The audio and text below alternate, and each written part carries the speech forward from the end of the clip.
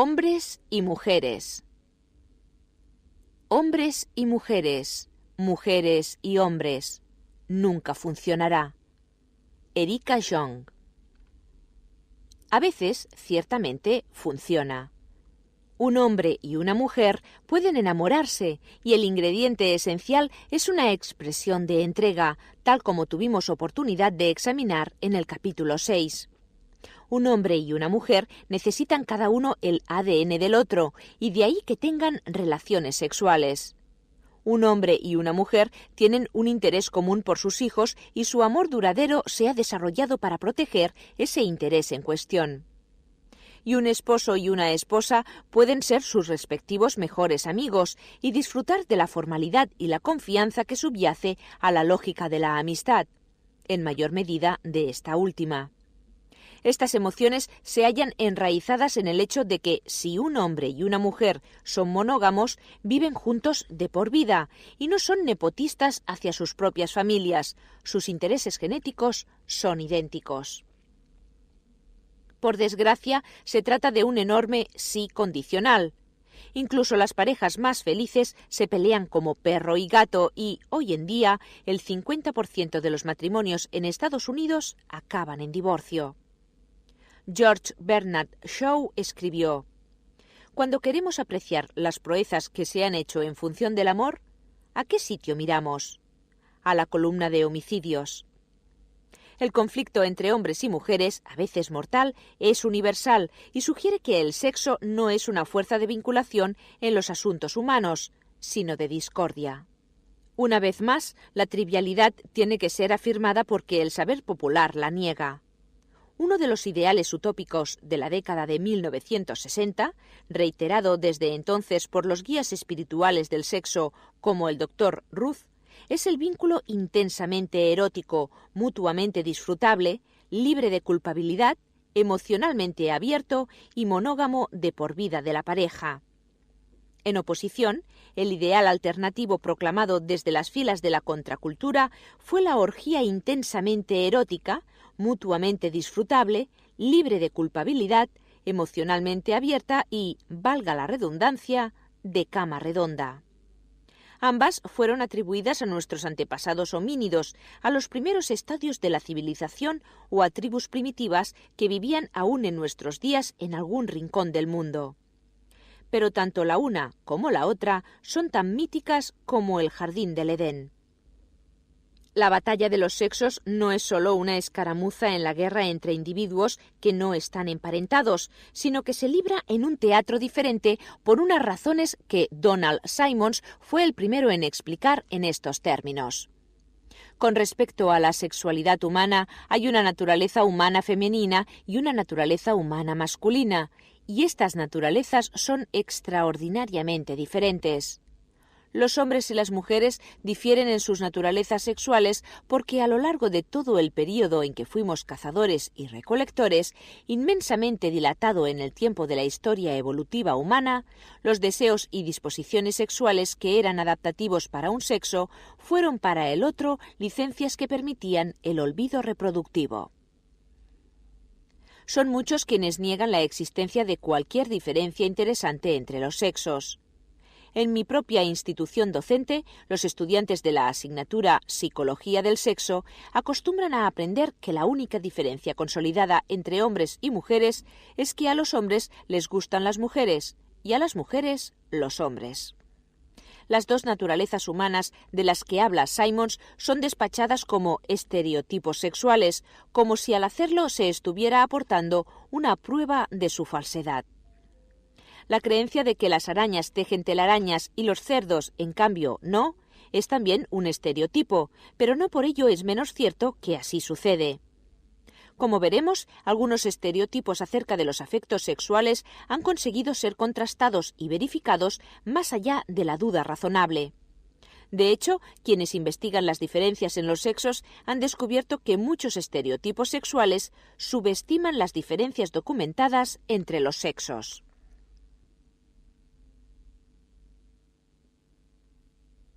Para empezar, ¿por qué hay sexos? Lord Chesterfield hizo la siguiente observación acerca del sexo. El placer que produce es momentáneo, la posición ridícula y el gasto deplorable. Desde un punto de vista biológico, los costes son de hecho deplorables, de modo que, ¿por qué razón casi todos los organismos complejos tienen una reproducción sexuada? ¿Por qué las mujeres no dan a luz como vírgenes a hijas que sean clones de sí mismas, en lugar de despilfarrar la mitad de sus embarazos en hijos que carecen de la maquinaria para hacer nietos y no son más que donantes de esperma? ¿Por qué los seres humanos y otros organismos intercambian la mitad de sus genes por los genes de otro miembro de la especie, generando variedad en su descendencia para más gloria de la propia variedad? La respuesta no puede ser para evolucionar más rápido, porque los organismos son seleccionados por aptitud en el presente. Tampoco puede ser para adaptarse al cambio medioambiental, ya que un cambio aleatorio en un organismo ya adaptado, lo más probable es que sea para peor en vez de para mejor, dada la existencia de un número inmensamente mayor de modos de quedar mal adaptados que bien adaptados. La mejor teoría, propuesta por John Tooby, William Hamilton y otros, y actualmente apoyada por varios tipos de pruebas, es que el sexo es una defensa contra parásitos y agentes patógenos, microorganismos causantes de las enfermedades. Desde el punto de vista de los gérmenes, somos como enormes y deliciosos montones de pastel de queso a punto para comer. Nuestro cuerpo, en cambio, tiene una perspectiva distinta y ha desarrollado toda una batería de defensas desde la piel hasta el sistema inmunitario a fin de mantenerlos, según interese, fuera o dejarlos entrar. Toda una carrera de armamentos evolutiva se desarrolla entre anfitriones y agentes patógenos, aunque cabría establecer una mejor analogía diciendo que se trata de una lucha entre cerrajeros y ladrones de ganzúa. Los gérmenes son diminutos organismos que asaltan la maquinaria de las células y desarrollan ardides diabólicos para infiltrarse y apoderarse de la mejor parte de las materias primas, al tiempo que se hacen pasar por tejidos propios del cuerpo para eludir así la vigilancia del sistema inmunitario. El organismo responde con sistemas de seguridad mejores, pero los gérmenes cuentan con una ventaja incorporada en sus organismos. Hay muchos más y se pueden reproducir millones de veces más aprisa, lo cual les permite evolucionar más rápido. En lo que dura la vida del organismo que han tomado como anfitrión, los gérmenes pueden evolucionar de forma sustancial. Sean cuales sean las cerraduras que el cuerpo haya desarrollado, los agentes patógenos pueden desarrollar a su vez las ganzúas que las abran. Ahora bien, si un organismo es asexuado, una vez que los agentes patógenos han roto la seguridad de su cuerpo, también han conseguido desbaratar la seguridad de sus hijos y hermanos. La reproducción sexual es un modo de cambiar los cerrojos una vez cada generación. Al intercambiar la mitad de los genes por una mitad diferente, un organismo da a su descendencia una posición delantera en la línea de salida de la carrera contra los gérmenes locales. Sus cerraduras moleculares tienen una combinación diferente de códigos de acceso personalizado, de modo que los gérmenes tienen que empezar a desarrollar nuevas llaves partiendo de cero. Un agente patógeno maligno es la única cosa en el mundo que compensa el hecho de cambiar por cambiar. El sexo plantea un segundo enigma. ¿Por qué los seres humanos nos presentamos en dos sexos?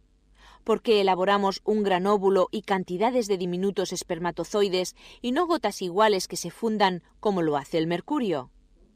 Porque la célula que ha de convertirse en el recién nacido no puede ser simplemente una bolsa de genes, necesita de la maquinaria metabólica del resto de una célula. Una parte de esta maquinaria, la mitocondria, tiene sus propios genes, el célebre ADN mitocondrial que tan útil resulta para la datación de las escisiones evolutivas. Al igual que todos los genes, los de la mitocondria son seleccionados para replicarse de forma implacable, y en ello estriba la razón de que una célula formada por fusión de dos células iguales sea problemática. En efecto, la mitocondria de uno de los progenitores y la mitocondria del otro librarían una lucha encarnizada por sobrevivir en la nueva célula formada. La mitocondria de cada progenitor mataría a la homóloga del otro, dejando de este modo a la célula fusionada peligrosamente faltada de energía. Dado que los genes del resto de la célula, los que se hallan en el núcleo, sufrirían la paralización de la célula, desarrollan un modo de disuadir la guerra de aniquilación mutua. En cada pareja de progenitores, uno acuerda un desarme unilateral y aporta una célula desprovista de maquinaria metabólica, que contiene solo ADN desnudo para el nuevo núcleo. La especie se reproduce fusionando una gran célula que contiene la mitad de los genes más toda la maquinaria necesaria, con una célula pequeña que presenta la mitad del juego de genes y nada más. La gran célula recibe el nombre de óvulo y la célula pequeña, espermatozoide. Una vez que un organismo ha dado el primer paso, la especialización de sus células sexuales no hará más que intensificarse. Un espermatozoide es pequeño y barato, de modo que el organismo puede que fabrique muchos y los dote con motores fuera borda que les permitan alcanzar el óvulo rápidamente, así como un órgano que los lance a seguir su camino. El óvulo es grande y preciado, de modo que el organismo hará mejor en darle una posición principal, dotándolo de comida y una cubierta protectora. Esto le hace ser aún más caro, de modo que para proteger la inversión realizada, el organismo desarrolla órganos que permitan que el óvulo fecundado crezca en el interior del cuerpo y absorba cada vez más sangre y libere al nuevo organismo formado, solo cuando éste sea lo suficientemente grande para sobrevivir. A estas estructuras se las denomina órganos reproductores masculinos y femeninos. Unos pocos animales, los hermafroditas, colocan ambos tipos de órganos en cada individuo, pero la mayoría de organismos se especializan aún más y se escinden en dos tipos, cada uno de los cuales destina todo su tejido reproductivo a un tipo de órgano o al otro. Son los organismos que llamamos masculinos y femeninos. Trivers ha encontrado el modo en que todas las diferencias prominentes entre machos y hembras derivan de diferencias en el tamaño mínimo de la inversión que hacen en la descendencia. Inversión, recordémoslo, es cualquier cosa que haga un padre para incrementar la probabilidad de supervivencia de un hijo, al tiempo que disminuye la capacidad del padre para producir otra progenie viable. La inversión puede ser de energía, tiempo, alimentos o riesgo. La hembra, por definición, empieza con una inversión mayor, es la célula sexual mayor, y en la mayoría de especies se compromete a invertir aún más. El macho aporta un escuchimizado paquete de genes y, por lo general, se los da a la hembra. Dado que cada cría requiere una inversión por parte de cada progenitor, la contribución de la hembra es la fase limitante que consiste en decidir cuántos hijos pueden producirse. A lo sumo, uno por cada huevo que crea y alimenta. Dos cascadas de consecuencias se derivan de esta diferencia. Ante todo, un único macho puede fecundar a varias hembras, lo cual fuerza a los otros machos a quedarse sin parejas. Este hecho inicia una competición entre los machos para establecer el derecho de aparearse con las hembras. Un macho puede que se enfrente y derrote a otros machos para evitar que se lleven a una hembra, o para competir por los recursos necesarios para aparearse, o para cortejar a una hembra y conseguir que ella le escoja. Por tanto, los machos varían en su éxito reproductivo. Un ganador puede engendrar mucha prole, un perdedor ninguna. En segundo lugar, el éxito reproductivo de los machos depende del número de hembras con las que se empareje. Este hecho hace que las hembras sean más discriminativas. Los machos cortejan a las hembras y se emparejan con la hembra que les deja hacerlo. Las hembras examinan a los machos y se emparejan solo con los mejores, aquellos que tienen los mejores genes, aquellos que más quieren y son capaces de alimentar y proteger a su descendencia, o aquellos que las otras hembras tienden a preferir. La competición entre machos y la elección por parte de las hembras se hallan presentes en todo el reino animal. Darwin reclamaba atención para estos dos espectáculos, a los que denominaba selección sexual, aunque le dejaba perplejo el hecho de no saber por qué debían ser los machos quienes compitieran y las hembras las que escogieran, y no al revés. La teoría de la inversión paternal resuelve el misterio. El sexo que más invierte elige, el que menos invierte compite. Entonces, la inversión relativa es la causa de las diferencias del sexo, y todo lo demás, la testosterona, los estrógenos, los penes, las vaginas, los cromosomas X e Y, es algo secundario. Los machos compiten y las hembras escogen solo porque la inversión ligeramente superior en el óvulo, la cual define el hecho de ser hembra, tiende a ser multiplicada por el resto de los hábitos reproductivos del animal. En unas pocas especies, en cambio, el animal entero invierte la diferencia inicial de inversión entre óvulo y espermatozoide, y en esos casos las hembras compiten y los machos escogen. En efecto, estas excepciones confirman la regla. En algunos peces, por ejemplo, el macho lleva los alevines en una bolsa. En algunas aves, el macho empolla el huevo y alimenta a las crías. Pero en estas especies las hembras son agresivas e intentan cortejar a los machos, que son quienes seleccionan cuidadosamente a las parejas. En un mamífero típico, en cambio, es la hembra quien hace casi toda la inversión. Los mamíferos son organismos que han optado por un plan de constitución corporal en el que la hembra lleva el feto en el interior de su cuerpo, lo alimenta con su sangre y cuida y protege a la cría desde que ha nacido hasta que ha crecido lo suficiente como para defenderse por sí misma. El macho, en este caso, aporta unos pocos segundos de copulación y una célula espermática que pesa una 10.000.000ª parte de gramo. No debe sorprendernos que los mamíferos machos compitan por las oportunidades de tener relaciones sexuales con los mamíferos hembras. Los detalles dependen del resto de modo de vida que tenga el animal. Las hembras viven solas o en grupos, en pequeños o grandes grupos, en grupos estables o provisionales, sirviéndose para ello de criterios sensatos, como dónde hay comida, qué lugar es más seguro, dónde puede dar a luz y criar fácilmente a sus hijos, y si necesitan o no la fuerza que supone ser muchos. Los machos acuden al lugar en que se hallan las hembras.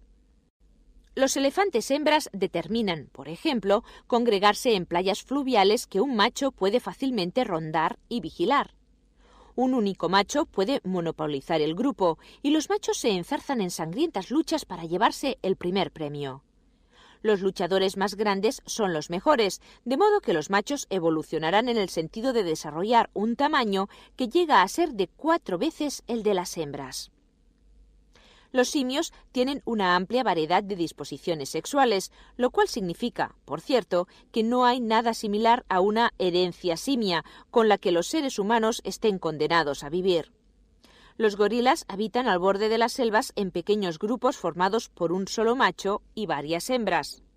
Los machos luchan entre sí por hacerse con el control de las hembras y han evolucionado desarrollando un tamaño que es 2 veces el de una hembra.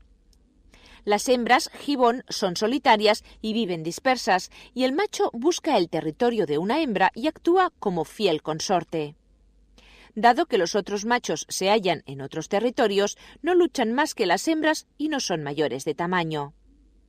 Las hembras de orangután viven en solitario, pero lo bastante cerca unas de otras como para que un macho pueda monopolizar 2 o más de aquellos territorios, y el tamaño de un macho llega a ser 1,7 veces el de una hembra.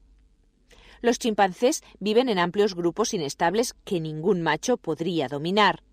Los grupos de machos viven con las hembras y los machos luchan por tener el dominio, el cual les da más oportunidades de copular. Los machos tienen 1,3 veces el tamaño de las hembras. Con gran número de machos a su alrededor, una hembra tiene un incentivo para aparearse con muchos de ellos, de modo que un macho nunca esté seguro de que un hijo no sea suyo y, por ende, no mate a la cría para hacer que la madre geste su propia descendencia. Las hembras de chimpancé bonobo, chimpancé pigmeo, son promiscuas de forma casi indiscriminada y los machos luchan menos entre sí y presentan casi el mismo tamaño que las hembras, aunque compiten de forma diferente, en el interior de los cuerpos de las hembras. El esperma sobrevive en la vagina durante varios días, de modo que una hembra promiscua puede tener el esperma de varios machos compitiendo en su interior para fecundar el óvulo.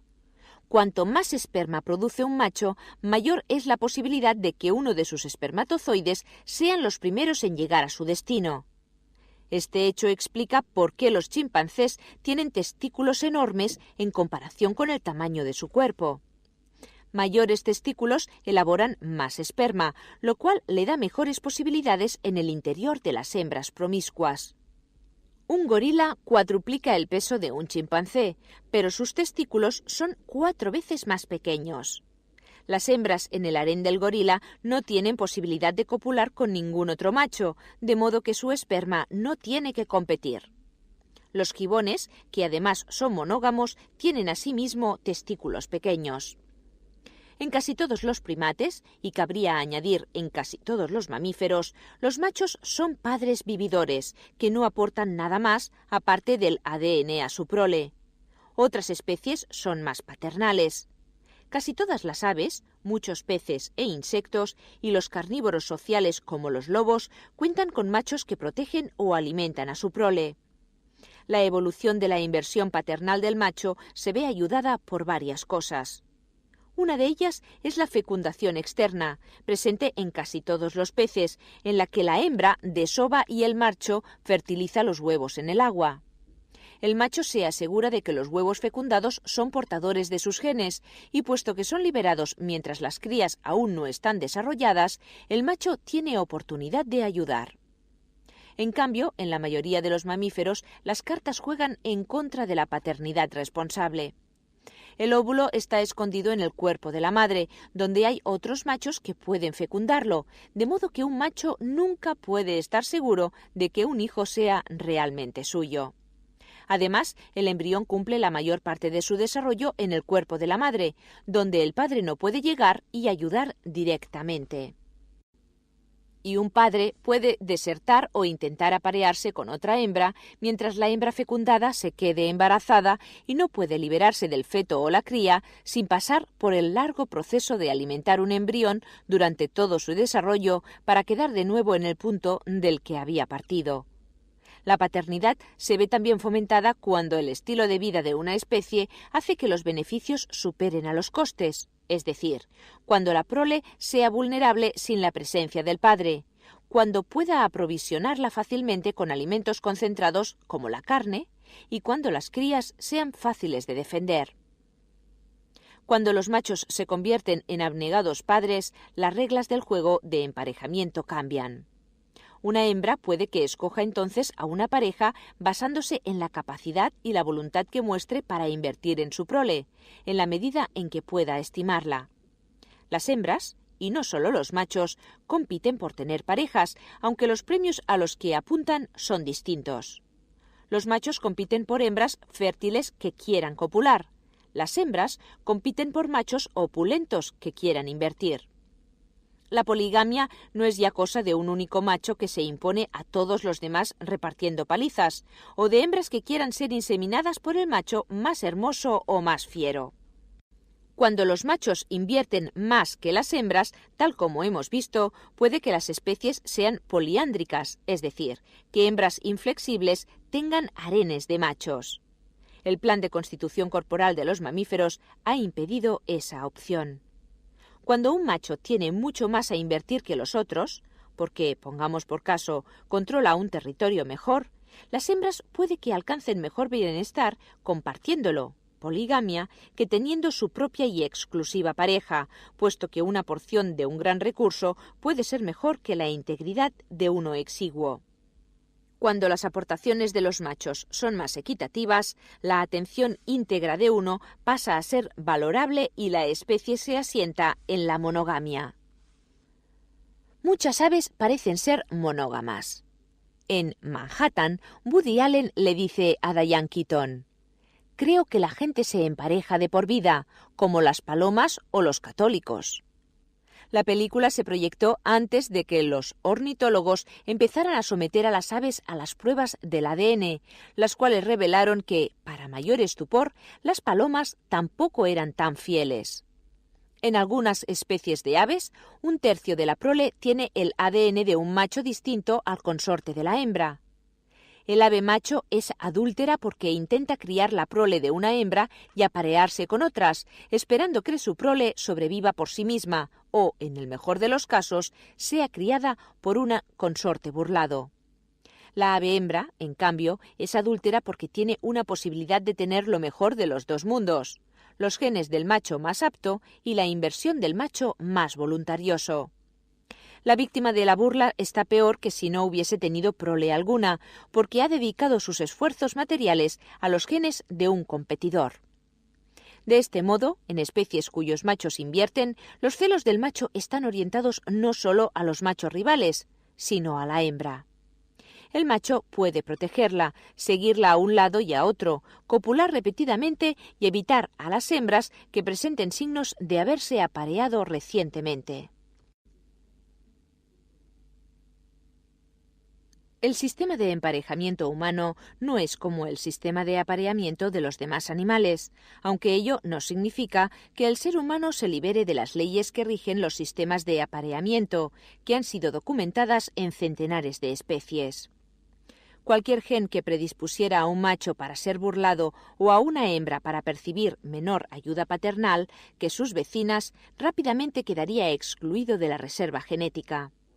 Cualquier gen, en cambio, que permitiese a un macho dejar embarazadas a todas las hembras o bien a una hembra dar a luz a la progenie más consentida del mejor macho, rápidamente sería dominante. Las presiones de selección no son nimias.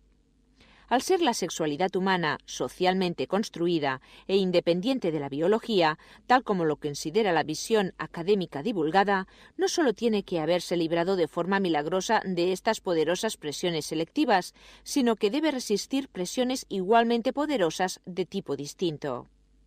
Si una persona interpretara un papel socialmente construido, los demás podrían modelar su papel de tal forma que les permitiese prosperar a costa de aquella. Los hombres poderosos les lavarían el cerebro a los demás varones para que disfrutaran del celibato solitario o siendo maridos burlados, lo cual les permitiría tener a las mujeres solo para ellos.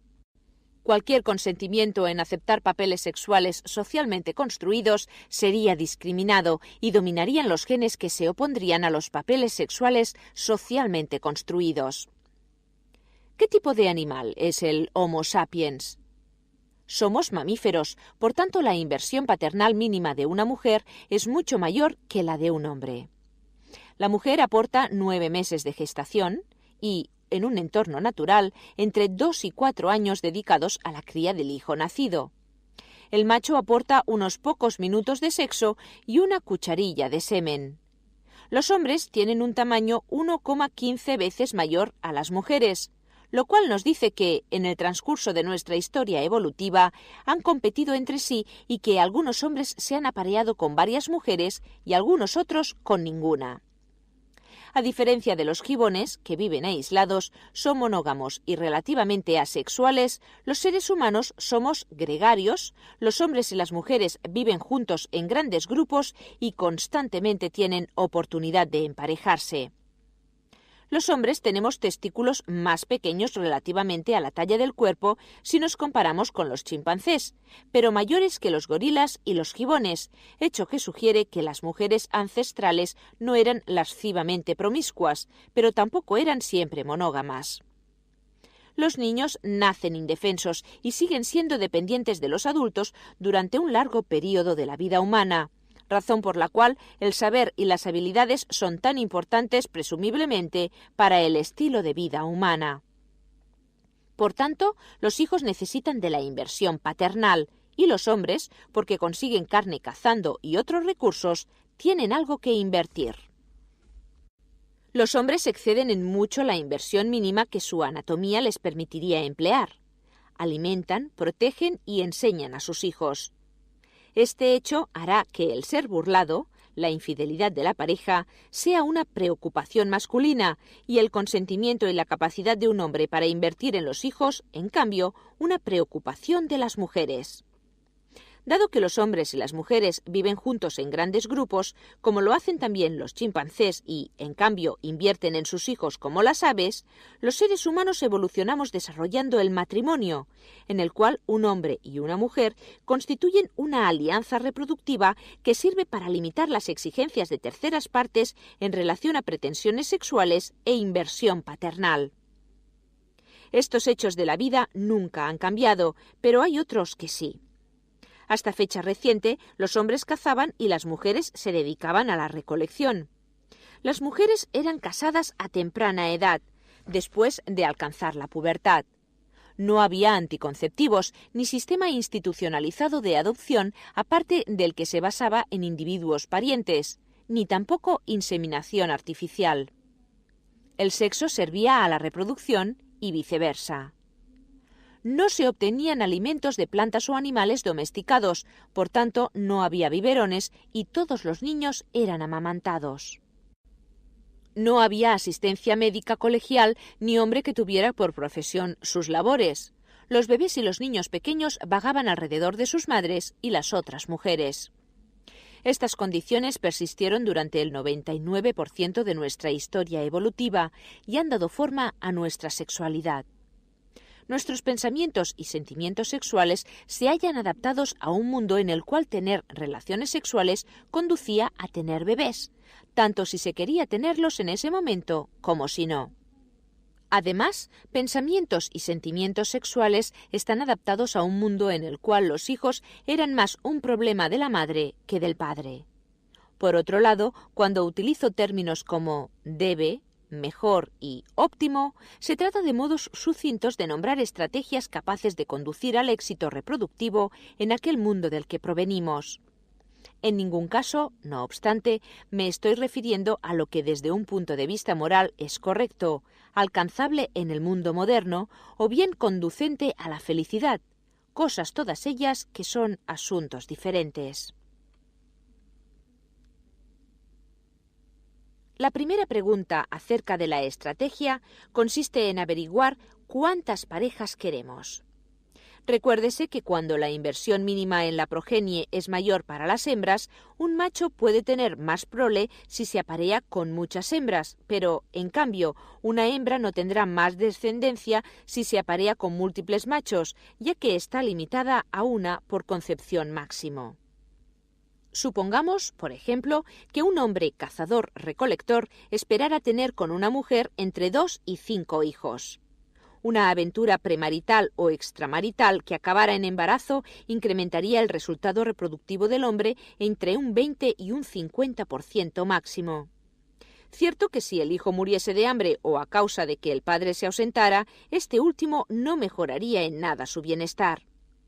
La aventura óptima, por tanto, sería la que se tuviera con una mujer casada cuyo marido se encargara de criar al hijo. En las sociedades de cazadores-recolectores, las mujeres fértiles casi siempre estaban casadas, de modo que tener relaciones sexuales con una mujer equivalía, en general, a tenerlas con una mujer casada.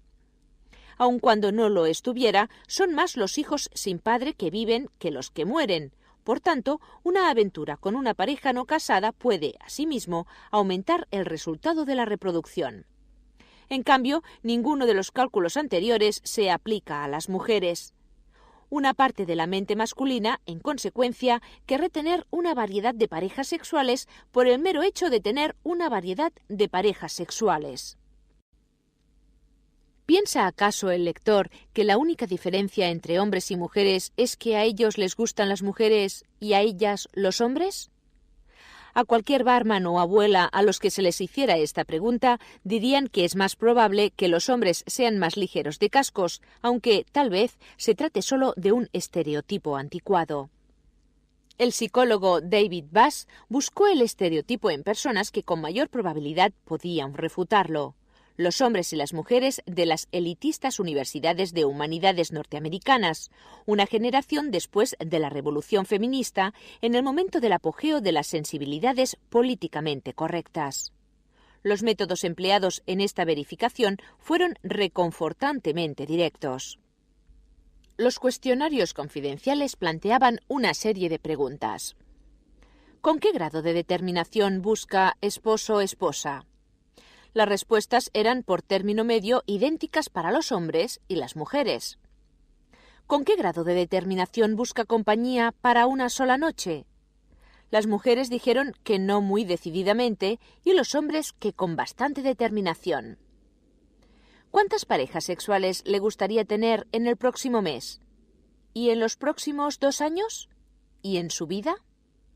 La respuesta de las mujeres fue que en el próximo mes estaría bien tener 8/10 partes de una pareja sexual. En los 2 años siguientes 1 y 4 o 5 a lo largo de toda su vida. Los hombres querían 2 parejas sexuales en el próximo mes, 8 durante los siguientes 2 años y 18 durante toda su vida. ¿Contemplaría la posibilidad de tener relaciones sexuales con una pareja a la que conoce desde hace 5 años? ¿Y si solo fueran 2 años? ¿Y si solo la conociese desde hace un mes? ¿Y si solo la conociera desde hacía una semana? Las mujeres dijeron que probablemente sí, en caso de que conociese a la pareja desde hacía un año. Un resultado neutro para el caso de que la pareja solo la conociera desde hacía 6 meses y, decididamente no, en el caso de conocerla solo desde hacía una semana o menos. Los hombres respondían a todos los casos probablemente sí, a partir de un tiempo supuestamente mínimo de una semana. ¿Cuál sería el periodo de tiempo más corto durante el cual un hombre, tras conocer a una mujer, de forma tajante no tendría relaciones sexuales con ella? Bass nunca lo averiguó. La escala por él adoptada nunca rebasó el límite de 1 hora. Cuando Bass presentó estos hallazgos en una universidad y los explicó en términos de la inversión paternal y la selección sexual, una joven levantó la mano y dijo: «Profesor Bass, tengo una explicación sencilla para sus datos». «¿Sí?», respondió Bass. «¿Cuál es?». «Los hombres son unos lanzados». ¿Lo son en realidad o simplemente intentan parecerlo? Tal vez en los cuestionarios los hombres intentan exagerar su carácter de sementales y, en cambio, las mujeres quieren evitar que las consideren fáciles. Los psicólogos R.D. Clark y Elaine Hatfield contrataron a una serie de hombres y mujeres atractivos para que se acercaran a extraños del sexo opuesto en el campus universitario y les dijeran: «Me he fijado en ti, te encuentro muy atractivo, atractiva», y que luego les plantearan una de las 3 preguntas siguientes. A. ¿Quieres salir conmigo esta noche? B. ¿Quieres venir a mi apartamento esta noche? C. ¿Quieres acostarte conmigo esta noche? La mitad de las mujeres consintió en citarse. La mitad de los hombres también.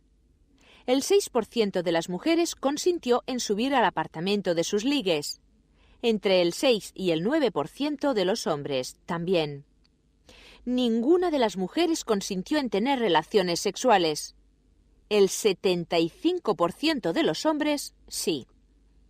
Del 25% restante, muchos se excusaron, difiriendo la cita para otro momento o explicando que no podían porque su prometida estaba en la ciudad. Los resultados fueron reproducidos en varios estados. Cuando estos estudios se llevaron a cabo, las prácticas anticonceptivas estaban ampliamente extendidas y las de sexo seguro eran fuertemente difundidas por los medios de comunicación, de modo que los resultados no podían ser descartados simplemente porque las mujeres fueran más prudentes ante la posibilidad de quedar embarazadas o en razón de las enfermedades de transmisión sexual. El avivarse del deseo sexual en un varón a causa de una nueva compañera se conoce como efecto Coolidge, en recuerdo de una célebre anécdota. Un día, el presidente Calvin Coolidge y su esposa habían ido a visitar una granja del gobierno y recorrieron la propiedad en grupos separados. Cuando a la señora Coolidge le mostraron los gallineros, la dama preguntó si el gallo copulaba más de una vez al día. «Docenas de veces», le contestó el guía, y la señora Coolidge añadió: «Por favor, no se olvide de decírselo al presidente». Cuando el presidente visitó las gallinas y le contaron lo del gallo, preguntó: ¿Siempre con la misma gallina? Oh, no, señor presidente, una diferente cada vez. El presidente añadió: No se olvide de decírselo a la señora Coolidge. Muchos mamíferos masculinos son infatigables cuando una nueva hembra apetecible se halla disponible después de cada copulación. No pueden ser engañados por el experimentador disimulando una pareja anterior o disfrazando su olor. Este hecho muestra, todo sea dicho de paso, que el deseo sexual masculino no es exactamente indiscriminado.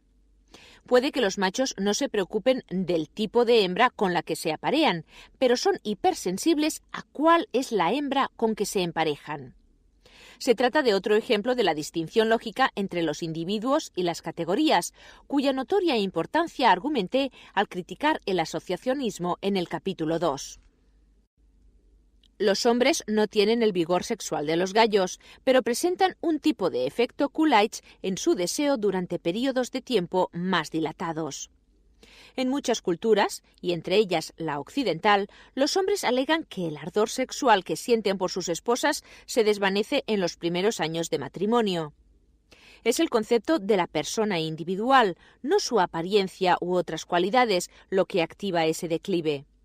El gusto por nuevas parejas no es solo un ejemplo de que en la variedad está el gusto y la gracia de la vida, como del hecho de estar aburrido de las fresas y estremecerse con solo pensar en el chocolate.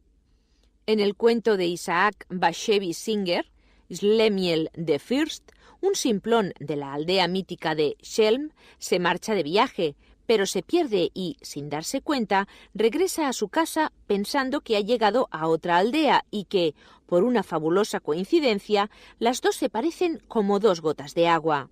Allí se encuentra con una mujer que es exactamente como la esposa de la que se había cansado, y ahora la encuentra encantadora.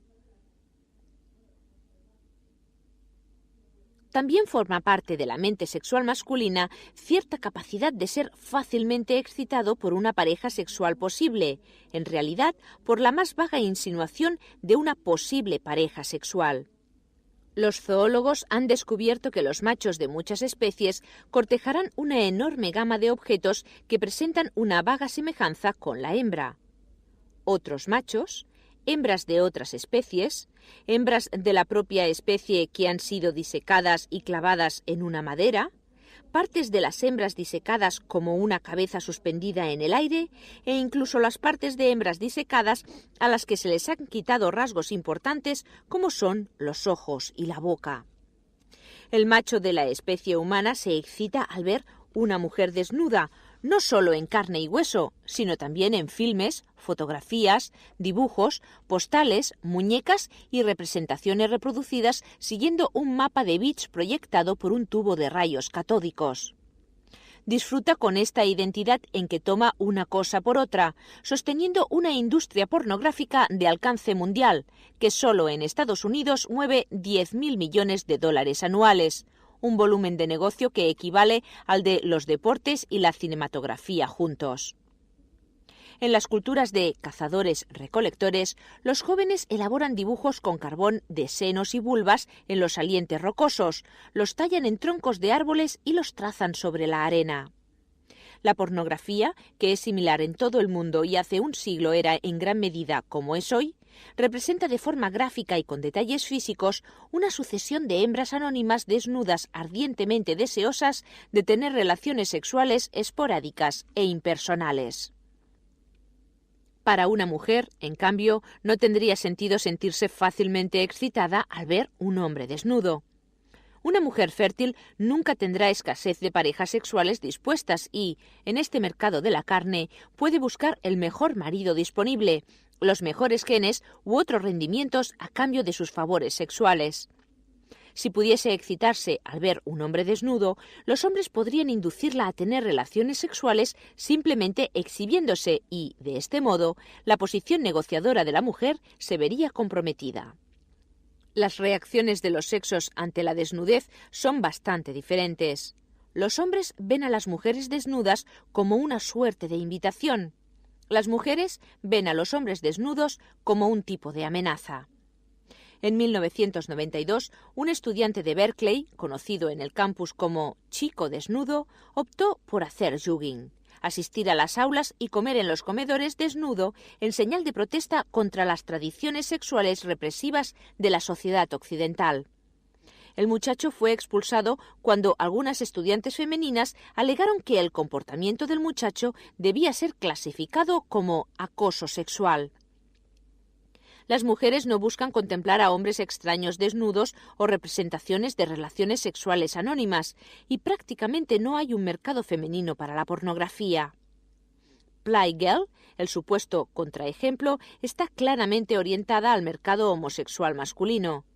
No cuenta con ningún anuncio para mujeres, y cuando una mujer recibe una suscripción como regalo, encuentra que la inscriben en las listas de correo de pornografía e implementos sexuales para homosexuales masculinos.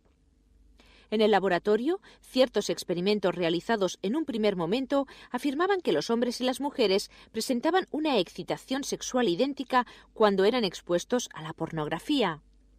Los hombres, de todas formas, demostraban tener una respuesta mayor a la exposición neutra en condiciones de control que las mujeres expuestas a la pornografía. La denominada exposición neutra, que fue escogida por las investigadoras femeninas, representaba a un hombre y una mujer hablando sobre los méritos relativos de una asignatura de antropología durante el programa de formación. Los hombres lo encontraron muy erótico.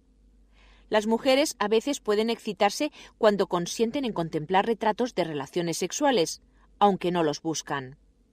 Simon señala que las mujeres son más exigentes que los hombres a la hora de dar su consentimiento a tener relaciones sexuales, pero una vez han consentido en tenerlas, no hay razón para creer que sean menos activas a la estimulación sexual. En el mercado de los medios de comunicación, el equivalente más próximo de la pornografía para las mujeres son las novelas románticas y de seducción, en las cuales el sexo se describe en el contexto de las emociones y las relaciones, en lugar de serlo como una sucesión de cuerpos que se toquetean unos a otros. El deseo de tener relaciones sexuales múltiples es una adaptación insólita, pues resulta insaciable. La mayoría de los productos de la selección del más apto demuestra tener rendimientos decrecientes o un nivel óptimo. Los seres humanos no buscan cantidades inmensas de aire, comida y agua, sino que se limitan a no querer sentir demasiado calor ni demasiado frío, y eso les basta. Pero cuantas más son las mujeres con las que un hombre tiene relaciones sexuales, más descendencia tiene y, en este caso, tener demasiado nunca basta. Este hecho otorga a los hombres una ilimitada apetencia de tener parejas sexuales fortuitas, y tal vez también una apetencia insaciable de aquel tipo de bienes que en entornos ancestrales habrían llevado a tener múltiples compañeras como son, por ejemplo, el poder y la riqueza. La vida cotidiana ofrece a la mayoría de hombres unas pocas oportunidades para tocar fondo dejándose llevar por ese deseo, pero, de vez en cuando, un hombre llega a ser lo bastante rico, famoso, atractivo y amoral para intentarlo. Josh Simenon y Hugh Hefner afirmaban haber tenido miles de amantes. Will Chamberlain estimaba que había llegado a tener unas 20.000. Pongamos que ajustásemos generosamente el farol de aquel truán y supiéramos que Chamberlain había hinchado la cifra, añadiéndole, digamos, un 0 de más. Con ello se estaría diciendo aún que en 1999 compañeras sexuales no habían bastado. Simon señala que las relaciones homosexuales son como un observatorio de los deseos de cada sexo. Cada relación heterosexual es un compromiso entre los deseos de un hombre y los deseos de una mujer, de modo que las diferencias entre los sexos tienden a minimizarse. Pero los homosexuales, en cambio, no tienen que comprometerse y sus vidas sexuales exponen la sexualidad humana en su forma más pura, al menos en la medida en que el resto de sus cerebros sexuales no están modelados como los del sexo opuesto. En un estudio llevado a cabo con homosexuales en San Francisco, antes de que se declarara la epidemia del SIDA, el 88% de los homosexuales masculinos afirmaba haber tenido más de 1 millar de parejas sexuales y el 75% que había tenido más de un centenar. Ninguna lesbiana dijo haber tenido 1000 amantes y solo el 2% declaraba haber tenido 100. Otros deseos de los homosexuales masculinos, como la pornografía, las prostitutas y los compañeros jóvenes y atractivos, también eran un reflejo especular o exageraban los deseos de los hombres heterosexuales. Sea dicho de paso, el hecho de que los deseos sexuales de los hombres sean los mismos, tanto si se destinan a las mujeres como si se dirigen a otros hombres, refuta la teoría de que son instrumentos para oprimir a las mujeres.